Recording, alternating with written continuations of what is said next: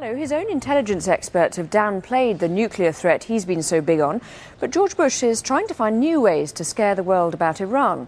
He says it threatens the security of nations everywhere and must be confronted before it's too late, accusing it of funding terrorism, the Taliban, and even blocking peace in Lebanon. The call for nations to rally against it came during a speech in Abu Dhabi on his third day in the Gulf. But even as he was giving his speech, Iran was making more conciliatory moves. It's given new information about its current nuclear program and agreed to answer all remaining questions about its past nuclear activities within 4 weeks. Let's begin, though, with the Bush speech and our correspondent Rob Reynolds.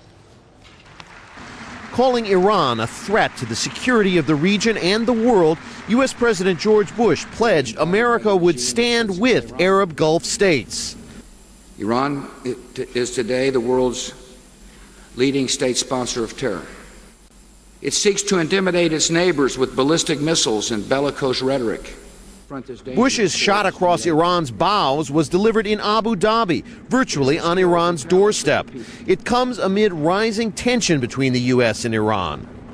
The president, I think, is signaling that the U.S. is committed to the security and stability of the region and the Gulf, that it will not allow Iran to intimidate or threaten or blackmail those societies. The bulk of Bush's speech was a challenge to governments of the Arab world to open up to democracy. Without naming names, Bush chided Arab rulers who strangle political freedom and human rights. You cannot build trust when you hold an election where opposition candidates find themselves harassed or in prison.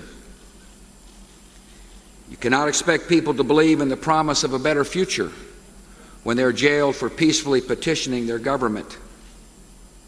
And you cannot stand up a modern and confident nation when you do not allow people to voice their legitimate criticisms. He said the people of the Middle East were sick of violence and crying out for justice. Democracy is the only system of government that yields lasting peace and stability. In our democracy, leaders depend on their people. And most people do not want war and bloodshed and violence. Most people want lives of peace and opportunity.